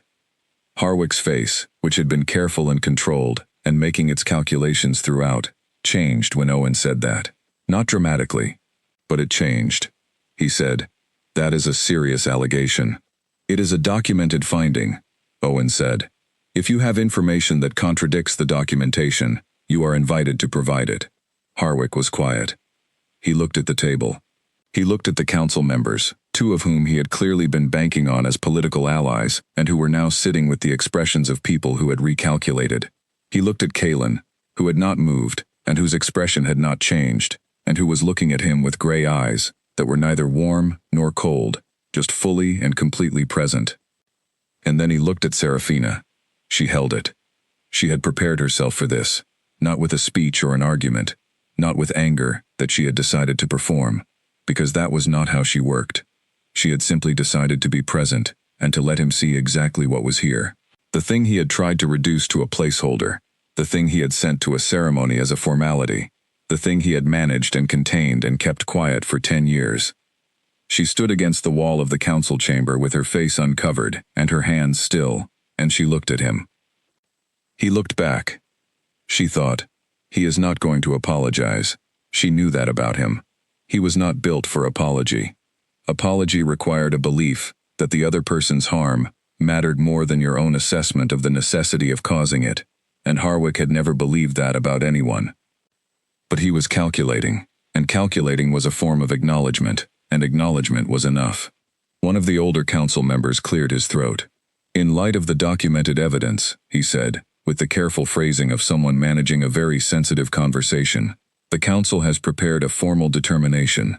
Elder Harwick of Ashford Ridge is found to have engaged in the unlicensed application of suppression magic on a minor, the falsification of a healer's assessment, the organization of a deliberate act of harm on pack territory, and the sustained concealment of all of the above over a period of 10 years. He paused. Under pack law, these findings carry specific consequences. He read them out. The removal of elder status, the stripping of pack rank, the dissolution of all territorial authority, which meant the land, her mother's land, would revert under the formal inheritance review to its proper line, which was Serafina's, and exile from the Ashford Ridge territory and all territories within the current jurisdiction of the palace. Harwick absorbed each one. His face was still. Only his hands, flat on the table, showed the tension, the slight whitening of the knuckles. These determinations are subject to formal appeal, the council member continued. You have the right to contest. I do not intend to contest, Harwick said. A pause. He looked at Serafina once more. She did not know what he was looking for. She did not look away. Then he looked at the table and said nothing else, and the council member continued with the formal language of the proceedings, and in 15 more minutes it was done. Harwick was escorted from the room by 2 palace guards. He did not look at her again as he passed. The door closed. The council members exchanged words at the table, quiet and efficient, the paperwork beginning. Owen was writing. The room settled into its formal function. Serafina breathed. She had expected to feel something larger. She had been wrong about that, she found. What she felt was quiet, a particular kind of quiet that was different from the quiet she had always known, which was the quiet of absence. This was the quiet of something completed, the quiet of a weight that had been set down. She stood by the wall for another minute, and then she left the room quietly, which was appropriate, because this was exactly the kind of departure that did not require announcement. Marin was waiting in the corridor outside. She did not ask questions. She just walked beside Serafina, back toward the guest wing, and they were quiet for a while. The land is mine, Serafina said. Yes, Marin said. My mother's land. Yes, Serafina breathed. Ada, she said, thinking of the old healer in the remedy shop, the one who had been kind and had given her the tin of salve and had talked about ordinary things on ordinary days. She lives near the south fence of the property. She will be well, Marin said. The village falls under direct palace protection from today. Kaelin signed the order this morning. Serafina nodded. They walked. The palace corridors were as she had come to know them over 5 days. The lanterns, the carved walls, the particular quality of the morning light through the high windows. She had learned the building in the way she learned most things, by moving through it quietly and paying attention. That evening, she found Kaelin in the small room off the main corridor, where they had first spoken. He was there, which she had half expected. She was beginning to understand how he moved through the palace, where he went when he needed to think. He stood when she came in. She sat in one of the 4 chairs. He sat across from her. The lamp was lit, and the window was dark, and outside the palace, the capital was settling into its evening. It is done? She asked. It is done, he said. The order will be formally recorded by morning. Harwick will be out of the territory by this time tomorrow. She nodded. He was watching her. He did not ask how she was, which she appreciated, because how she was comprised many layers, and she did not have a simple answer. He just watched, and waited, and let her be in the room however she needed to be in it. After a moment she said, I want to ask you something directly. Yes, he said. What do you want from me? She said. Not the ceremony, not the political outcome, not what your wolf wants, or what the council wants, or what the bloodline means for the line of succession. What do you, yourself, want? He was quiet for a moment. That is an unusual question for this context, he said. I know, she said. I am asking it anyway. He looked at her, and for the first time in the days she had known him, his face did something she had not seen it do. It moved. Not much, but enough. Something in it released slightly, like the smallest yielding of something that had been held in place for a long time. I want, he said carefully, someone who looks at me the way you have looked at me since the moment I lifted your veil, not with fear, not with performance, not calculating what I am or what I represent. He paused. You looked at me, and you simply saw me. I did not know how unusual that was until it happened. She looked at him. I want, he said, to be in the same room as someone who asks me directly what I want, rather than waiting to find out what the answer should be, and then producing it. Another pause. And I want my wolf to stop being restless, which it has not been, not once, since you walked into that hall. She breathed. I want to stay, she said. Not in response to what he had said, not as a reciprocation of it. She said it because it was true, and she needed to say true things in the order in which they became clear to her. I want to stay, because of what is here, and because of what I am, which I am still learning, and because the world is larger than I allowed it to be for a long time. She breathed again. And I want to stay, because of you, which is something I need to say clearly, rather than leaving it implied. He looked at her. The room was quiet. Then stay, he said. I will, she said.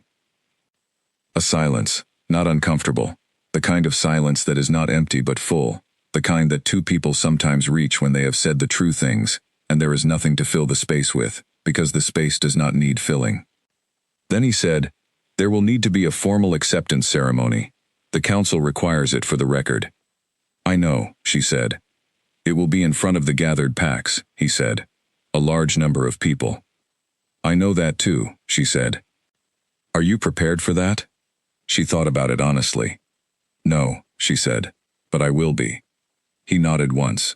She stood. He stood with her. Kaylin, she said. He looked at her. The veil, she said. I am going to wear it to the ceremony. He was quiet. And then, she said, I am going to take it off myself. Something moved in his expression, not quite a smile, but the thing nearest to one that his face ever produced, and it stayed there for a moment before he composed it. All right, he said. She left the room. In the corridor outside, she breathed the cool air of the palace and thought about the morning that was coming. The morning of the acceptance ceremony arrived the way significant mornings often do, without any particular drama in its own weather. The sky a pale clear blue, and the air cold and clean, as though the day had no idea what was going to be asked of it. Serafina woke early, not because she had slept poorly. She had slept better than she expected, the deep and settled sleep of someone whose body has come to terms with something significant, but because she had wanted the morning to herself before the day took it. She sat by the window in the guest room and watched the capital come awake below the palace hill, the way she had done on most mornings of the past week. The lights in the streets brightening as the sky brightened, the sounds of the market district beginning its day, a bird on the garden wall below, doing what birds did at dawn regardless of what the people in the palace above were planning. She held her veil in her hands. She had looked at it this morning in the way that you sometimes look at familiar things when you are about to change your relationship to them. The thin silver fabric, the slight weight of it, the way it had moved with her breathing for 10 years, the small reliable fact of it, present in every room she had ever been in. She thought about the girl who had first put it on, 12 years old and newly injured, newly told she had lost the thing that she had just begun to feel stirring in her. The girl who had pulled the veil over her face in the healer's room, and had found, in the covering of herself, the one small thing she could still control. She had loved that girl, she realized, had never thought of it that way before, had never had language for it, but looking at it now she understood that everything she had done since the fire, the careful management, the invisible life, the not hoping, had been a way of protecting that girl, of keeping her safe inside the silence, of making sure no one could reach in and take any more from her than had already been taken. The girl had needed that protection. She did not need it anymore. She set the veil on the windowsill and went to dress. Bess appeared at the door at the correct time, with 2 other attendants, and a serious expression that softened when she saw Serafina already up and ready. The dress had been the result of a conversation between Serafina, Marin, and the palace tailor 3 days prior. She had wanted something that was hers. Not grand in the way of statement-making, grand in the way of honesty. It was deep blue-black, different from the plain dark dresses she had packed from Ashford Ridge. The fabric was better. The cut was designed for someone who was going to stand in front of a great number of people and needed the dress to hold its own without overwhelming the person in it. The sleeves were long, the neckline was high enough that it came close to the edge of her jaw, framing the scars as part of the whole, rather than hiding them or emphasizing them. She put it on. Bess and the attendants were efficient and brisk, which she appreciated. There was no fussing, no over-commenting. When it was done, Serafina looked in the mirror. She had not spent much time looking in mirrors in 10 years. She looked now. The dress was right, the hair was right. The scars were visible along her jaw and the left side of her neck, silver pink and fully there, catching the morning light from the window. She picked up the veil from the windowsill. She folded it carefully. She put it in the pocket of the dress. Bess looked at the pocket and then looked at Serafina and said nothing at all, which was exactly the correct response. The ceremony was held on the outer terrace of the palace's main wing, a wide stone balcony that extended over the courtyard and looked out across the approach road, and beyond it, to the capital spreading downhill into the distance. The gathered packs filled the courtyard, and the approach road, and the spaces beyond. Thousands of people from all 7 territories, standing in the cold morning air, with their breath making small clouds, looking up at the balcony where the ceremony would take place. She heard them before she saw them, the low sound of a large number of people in one place, the kind of sound that has its own physical quality, its own weight. She was in the inner corridor, just behind the terrace doors with Owen, who had walked her to this position with the quiet competence that characterized everything he did. He looked at her once, assessing in his careful way, and then he nodded. Not a performance of reassurance, just an acknowledgement that she was ready, and that the moment was here. "The council will be positioned to the left," he said. "The king will be to your right when you step out. You will step forward to the railing after the formal introduction. When you are ready to speak, you speak. When you have finished, I will conduct the brief formal exchange, and then the acknowledgement will be given." "And after that?" she said. "After that it is done," he said. "Legally and formally complete." She breathed. "One more thing," he said. He paused, and for just a moment, he was not Owen the advisor, but just a man standing in a corridor. He has been waiting for this. Not the ceremony. This. The right person in the right place. He paused again. "I have served him for 5 years. I have not seen him certain of very many things. He is certain of this." She looked at him. "Thank you," she said. He nodded and stepped back. The doors opened. The sound of the gathered packs reached her like a physical thing, and then it changed, the moment she stepped through the doors onto the terrace, shifting from the general sound of a large crowd to the particular sound of a large crowd registering something. Not applause, not yet. Just the ripple of attention, thousands of eyes finding her and holding. She stepped out, and the cold air hit her face, and she breathed it. The terrace was wide. The council was to the left, as Owen had said, 12 people in formal dress, arranged in a line. Kaelin was to the right. She looked at him. He was dressed in dark formal clothes, plain in the way his everything was plain, not because he lacked access to grandeur but because he simply did not need it. He stood at the edge of the terrace and looked at her when she stepped out, and his eyes were gray in the morning light, clear and steady. He did not come to her. He let her have the space of the terrace and the moment of it, which she had not asked him for, and which he gave anyway, which told her something about him that did not need to be said. She walked to the railing. Below, the courtyard spread out, and the crowd spread beyond it, a sea of people looking up. She had read about this kind of moment, had read about it in the books she had carried through 10 years of a quiet life, the books about other histories and other people. She had always wondered what it felt like from the inside. Now she was in it. She reached into the pocket of the dress.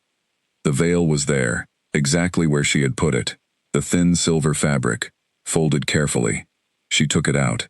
She held it in both hands for a moment, and looked at it in the morning light with the crowd below, and the cold air around her, and the council to her left, and Kaelin to her right. Then she let it go. She did not throw it or drop it. She simply released it over the railing, and the morning air took it. It caught, and turned, and drifted down in a slow spiral into the courtyard below, catching the light as it went, and a sound went through the crowd that was not a word, but was something. She looked out at the gathered packs. She began to speak. "I came here to be invisible," she said. She did not shout. The terrace carried sound well, and the crowd was quiet, and her voice went out across the cold air, with a clarity that surprised her slightly. "I was sent here as a formality, by someone who was certain I would be overlooked. He was certain because he had spent 10 years making sure I was the kind of person who could be overlooked. He had spent 10 years making me smaller than I was." She breathed. "I wore a veil because I was taught that what I was would be too much, that my face was a problem to be managed. That the right thing to do was to take up less space, less attention, less room in any given situation. I was very good at it. I had spent a long time being good at it, and I came here intending to continue being good at it. And then something happened that was not in anyone's plan. She looked out at the crowd, the sea of faces looking up, people of the 7 territories, people whose lives were connected to the same history that hers was connected to. I am Serafina Voss, she said. My mother's name was Vale. I am 22 years old, and I am from a small village, and I have spent most of my life believing I was ordinary, and I was wrong about that. And I am still in the process of understanding exactly what I was wrong about. She breathed. I am also the person that the Alpha King chose. I am going to say something directly about that. The crowd was utterly still. He did not choose me because of my bloodline. He did not know about the bloodline when he chose me. He did not choose me because of my rank or my position or my political usefulness, because I had none of those things. He chose me because his wolf recognized something, and he trusted that, which is the most honest reason I have ever heard for any decision, and I have thought about it many times in the past week. She breathed. I am accepting this bond today, not because I was told to, not because the law requires it, not because the alternative is that I go home to a smaller life. She paused. I am accepting it because I choose to, because I have spent 10 years learning to survive in the smallest possible version of myself, and I would like to try the other direction. She stopped. The silence from the crowd held for 2 more seconds and then broke. Not into formal applause exactly, but into something more immediate and less managed. The sound of thousands of people reacting to something that had genuinely reached them. She breathed. Then Owen stepped forward, and the formal exchange of the acceptance ceremony took place. The questions asked in the old language, and answered in the same, brief and precise. The record spoken and the council witnesses acknowledging. She answered each question clearly and without hesitation. When it was done, Owen stepped back. She turned. Kalen was there. He had moved, quietly, to be beside her, rather than behind her, or to the side, in the same way he had done in the great hall when the selection was complete. Beside her, close enough to be real. He looked at her face, her uncovered face, the scars in the morning light, the eyes that had held his without flinching from the moment he lifted a veil in a ceremony hall, and he looked at her with the amber that had come back into his eyes, warm and steady. He did not speak. He did not need to. She had been looking for the right word for what was in his expression since the moment she had met him, had turned it over in her mind, across days of unexpected closeness and honesty, and the gradual strange work of 2 people learning what they were to each other. She thought she had it now. He looked at her, the way someone looks when they have found the thing they did not know they were looking for, and the finding is so complete that it settles everything that was unquiet in them. She understood that look. She looked back at him the same way. Around them the ceremony continued, the formal acknowledgments, the council signatures, the announcement that the selection was binding, and the ceremony complete. The crowd in the courtyard was warm with sound, the capital spread below in the pale winter light. Somewhere in the city, ordinary life was continuing. The market, the streets, the man adjusting his cart, the children running. She was aware of all of it, and she held it lightly, the way you hold something you do not want to grip too tightly, for fear of changing its shape. Marin appeared from somewhere behind the council line, and stood at Serafina's other side, her gray eyes bright and her energy contained for once into something that was simply warm. She did not say anything. She just stood there, which was its own kind of statement. The terrace was cold and the sky was clear, and far below, the veil was somewhere in the courtyard, unfolded from its careful years of habit, lying on the stones among the feet of the gathered packs. Serafina did not look for it. She looked forward. She looked at the capital, and the sky above it, and the pale winter light that held everything in its particular and indifferent clarity, and she breathed the cold morning air into the full space of her lungs. Her wolf was warm and steady inside her, not restless and not silent, simply present, in the way that living things are present when they are finally where they are meant to be. She breathed. She was here. She was completely and entirely here. And the veil was not worn again.